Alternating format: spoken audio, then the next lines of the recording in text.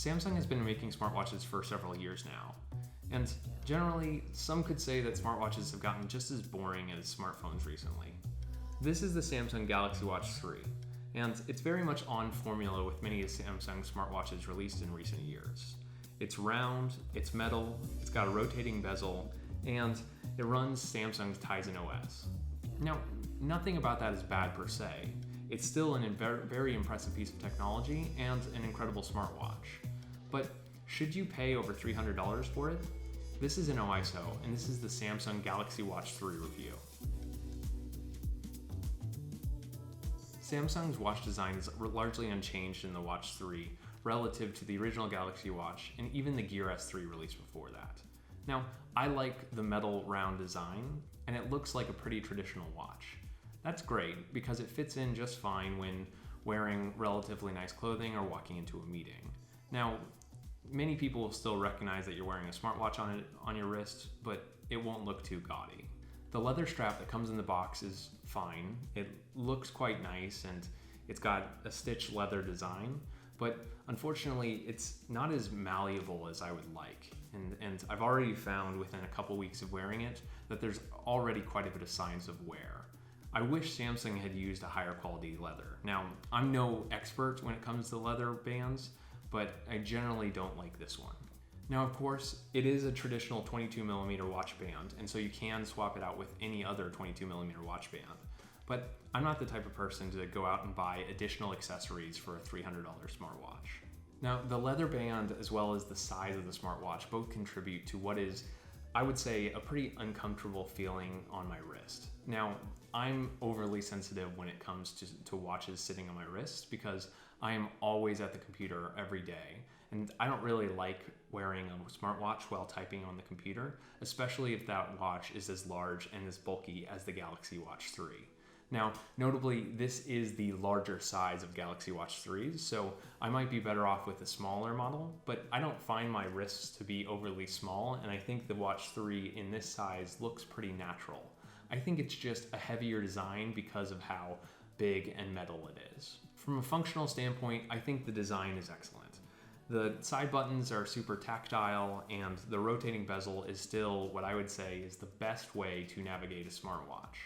For health-related features, the Watch 3 has all of the standard sensors required for health tracking, and some additional ones including an ECG reader, a blood oxygen sensor, and then the more traditional ones like heart rate sensor, altimeter, and a GPS.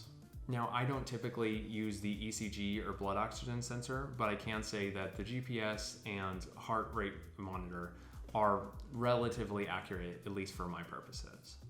I found while I was running that typically the Watch 3 undershot my distance by about 3 or 4%, which wasn't really a big deal for me. It could be a bigger deal for you if you're specifically trying to measure your running in detail.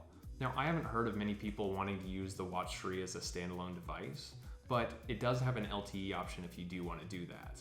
Now, personally, I don't have a lot of use for it, but I could see maybe streaming Spotify while being on a run. I have been downloading my Spotify playlists and podcasts to the watch, so then I can just connect it to Bluetooth earphones and not bring my phone along on a run, which is an excellent experience. In addition to all that, the Watch 3 does have a built-in microphone and speaker, so you can take calls on it. Now, I didn't take a lot of calls from my Watch 3, but I did find that the microphone quality was generally good enough for the person on the other end of the line to hear me. Samsung's Tizen operating system on the Watch 3 is, in my mind, the absolute best operating system to run on a smartwatch. Now, just like Apple, Samsung has a special opportunity with Tizen OS, and that is they design both the hardware and the software, which isn't the same when it comes to the Galaxy line of smartphones. For that reason, it very much feels like a cohesive experience, with the rotating bezel being the central way that you control Tizen OS. Now, I really enjoy this, but there are some issues. The Galaxy Watch 3's interface centers around two things. First, notifications, and then widgets. Now, scroll to the left from the home screen and you'll get the notification screens, where you can basically go through all of your recent notifications that you would find on your phone.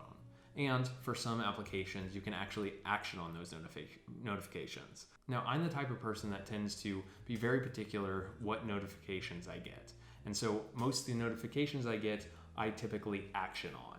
And so while I do like replying to messages on the Watch 3, I didn't find myself doing it too much because it is a lot easier to type out a message using a full-size keyboard. And outside of that, there's no reason for me to really want to get a YouTube notification on my Watch 3 of a new video posted, because typically I'd want to go open up that video, and clicking on it would just force me to go to my phone. And so the notification side of it really doesn't benefit me too much, especially in the current environment where I don't find myself out and about and just wanting to see what happens without having to respond to it.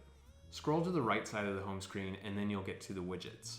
And I would say widgets quality is always dependent on the quality of the underlying apps. And so notably, there are some default widgets on the Galaxy Watch 3 that are usable and very functional. For example, easily jumping into certain apps on the watch, quickly starting a workout or a run, or maybe even keeping a timer. Now, all of those are very functional and useful, but outside of Samsung's first-party applications, third-party applications don't seem to really create very good widgets for the watch. Now, of course, there are dedicated apps for the Watch 3, but I don't find any of them to have really good deep interactions outside of maybe Spotify, at least for my purposes. Of course, I would love for many other developers to create applications that ran natively on the watch. But that leads us into a deeper problem that is not just unique to the Watch 3, but all smartwatches. And that is, we're not really sure exactly what we want to do on a smartwatch. Now, over the recent years, they've kind of refined it to either being fitness devices, like the Apple Watch prioritizing fitness over anything else, or really just being notification readers. And in many cases, the actual experience of using a smartwatch is just an accessory to a smartphone. And I think people wanted more than that. Now, for a short period of time, smartwatches were experimenting at replacing your phone. But of course, the experience of using a 1-inch screen relative to using a 7-inch screen is a lot worse. Now, before we close this review out, let me give you a hypothetical scenario. Let's say the Galaxy S8, released a couple years ago, still ran on the most recent version of Android. It got recent security updates, all of the new software features, and was generally just as fast or as close to as fast as the Galaxy S20 released this year. Of course, the design of the Galaxy S8 was a little worse than the Galaxy S20, but it was still pretty good. And finally, let's say the Galaxy S8 could be found online for a fifth of the price of the Galaxy S20. Would you buy the Galaxy S20 or would you buy the Galaxy S8? Now, many people would still buy the Galaxy S20 because they want what's new and they might want the latest hardware features.